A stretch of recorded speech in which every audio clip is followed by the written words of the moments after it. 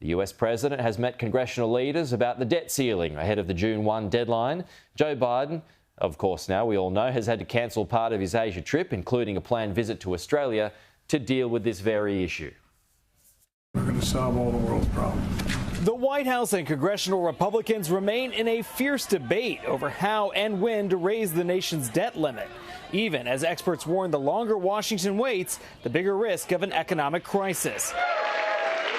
On Tuesday, following a meeting with congressional leaders, President Biden suggested a compromise could come within days. There was an overwhelming consensus, I think, in today's meeting, the congressional leaders, that defaulting on the debt is simply not an option. It is possible to get a deal by the end of the week. It's not that difficult to get to an agreement. Republicans are demanding cuts to future spending in exchange for raising the debt ceiling. The White House says it's now ready to negotiate, but it remains unclear what it'll ultimately support.